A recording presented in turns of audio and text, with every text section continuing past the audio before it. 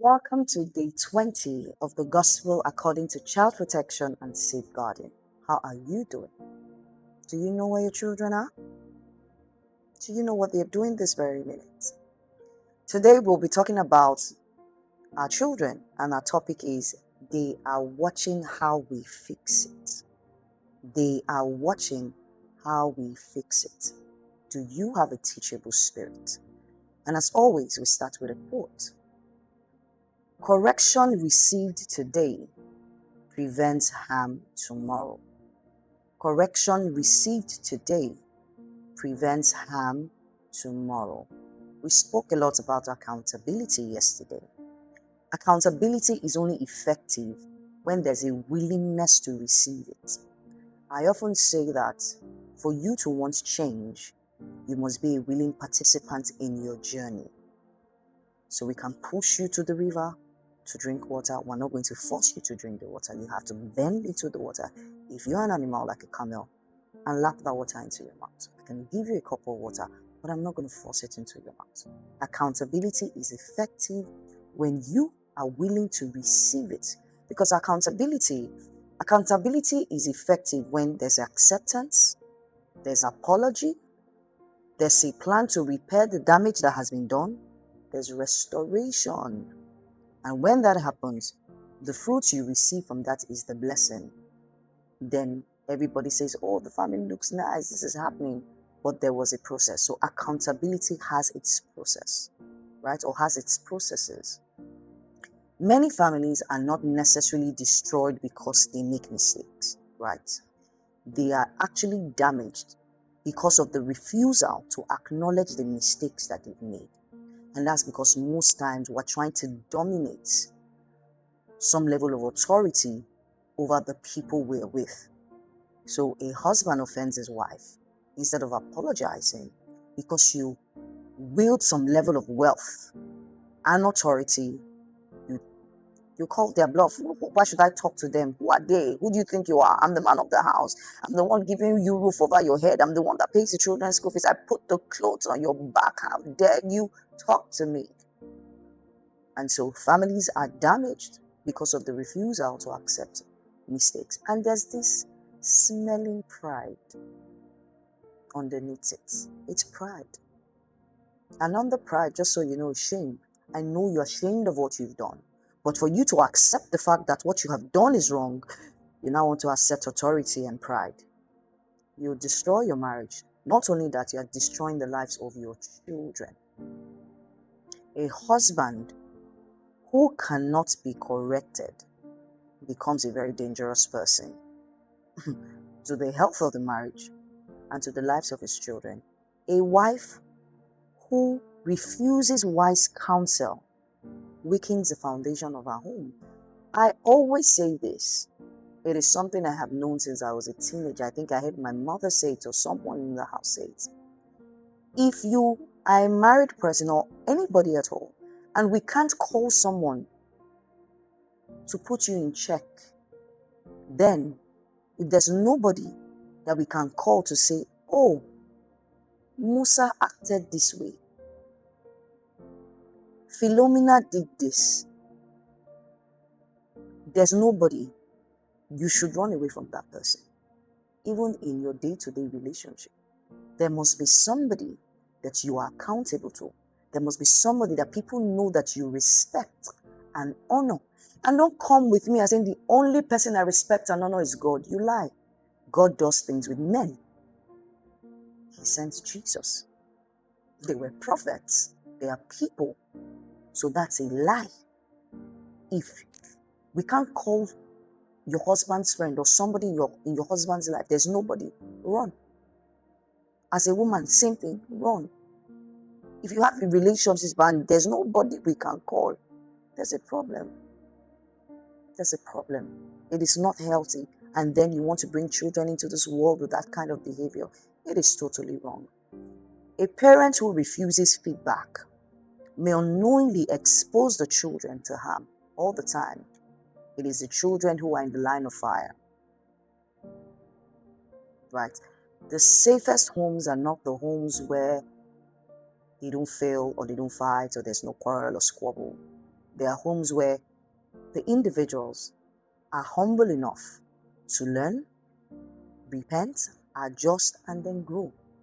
They own up to their mistakes and they say, you know what, this is not healthy. And it's also a journey of self-awareness. And ask yourself, what do I really want out of life? This institution called marriage, this covenant that I have entered, what do I want out of it? It is important also. Remember, the topic is they are watching. How do we fix things? Remember, it is important for your children to hear and see forgiveness. Forgiveness can be seen. It's not just talking. They see the actions. They see the fruit. They see the fruit, right? They should hear it, name it without blaming anybody. This is what I did. It's not the time for you to say, oh, it was your fault. It was, no. We can disagree to agree. We can agree to disagree. And it can be done nicely, right? Own it. When you've done something wrong, own it. You can say, I am sorry. I didn't honor you well when we were having that disagreement. Let your children hear it. Or if your child comes to meet you, say the same thing. I'm sorry. I shouldn't have spoken to your mom like that. That is not how to honor a woman, or that's not how to honor a man. Let your children see it. Let them hear it. Ask for forgiveness. It is pride that causes us not to ask for forgiveness. I am sorry is not a badge. I am sorry. When you say I am sorry, there's an action that goes with it. You don't say I am sorry and you go back to doing the things you're doing.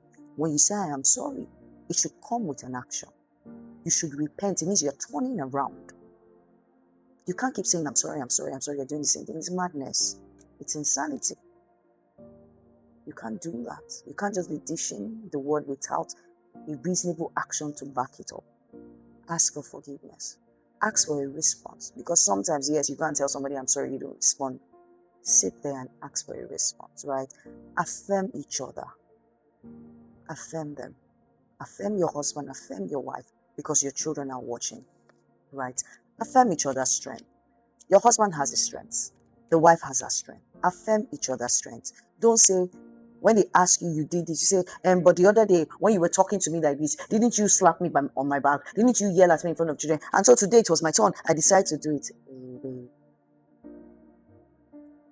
You're just counting unnecessary scores. It's not necessary, really. To what end? Your child will say, my mother, when they were speaking to her, she never backed down. She spoke back. So I would not take it. I'll speak back. Really?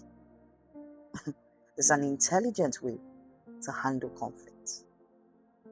Children are safe when parents welcome constructive feedback. Seek counsel before that situation escalates. Your child should be able to come to you and say, Daddy, I actually saw you and Mommy having a quarrel. I don't know what happened, but I'm really not happy the way you yelled at Mommy. How dare you talk to me? No, that's not how you do it. Listen. That's your shoulder. Bring it down and listen to the child. You have something to learn. The child has something to learn from you. Be able to receive constructive feedback. Don't say, oh, it's your mother that put you up to this. Oh, it's your father that put you up to this. I don't know where we get this funny behavior from. Let me not name it. It's a dirty character. We shouldn't pass it to the next generation. Admit your mistakes. Admit it. Change harmful behaviors. Don't be proud to say, this is how I am. Who wakes up every morning and just decides to want to have an emblem written on their face, toxic behavior? And you're so proud, you go around with it like a chip on your shoulder. That's it. Are they paying you for bad behavior? Drop it, please. It's not nice. Pursue healing and growth. Pursue it. Pursue it. When you connect with your family, or when people try to correct you, it brings some level of connection. Correction is not rejection. I don't know who has taught us wrongly in this side of town, that every time they correct you, the defense system is up. You know how, is it a turkey now or a peacock rises? Your You have reasoned like an edifice. You want to break everybody. Nobody can talk to you. Why? Why? You know, if you continue like that, you end up alone when you are old. Nobody will want to be around you. Not your children. Your wife can tolerate you for a long time. And if you look at the trend of things now, a lot of older people in their 60s and 70s are getting divorced. Why? I have a family friend who his parents got divorced. He is in his mid-40s. How? How come they stayed this long? Now that you're supposed to be enjoying each other's company and be help to each other, you're going your separate ways. What happened? It didn't start today. It started when they got married or even before they got married. Let's be careful. There's some questions you want to ask yourself when you want to retrace your step. How do I respond when someone lovingly corrects me? Or how do I respond if someone corrects me? Because sometimes love can seemingly come like it is some kind of harsh truth. We cannot always tell you the truth the way you want to hear the truth. It cannot always be like that. A car is about to hit you. I cannot say, "Oh, can you move?" I will yank you off the road or I will push you. It is love that made me do that. Will you say, "How do you push me like that?" You will not have the mouth if the car crushed you. So when someone tells you something, ask yourself, how do I respond? Now, why am I responding the way I'm responding? 2, is pride preventing my growth in my family life? Why am I not growing in my home? Is it pride that is preventing me from growing? Lastly, what example am I setting for my children? And you forget that you have a maid, you have a security, you have a gardener and a watchman. You know what? When they have their meeting, you are the topic. And they have fun because they see they are talking about you. You have no idea. Now, I always ask this as a father and as a mother.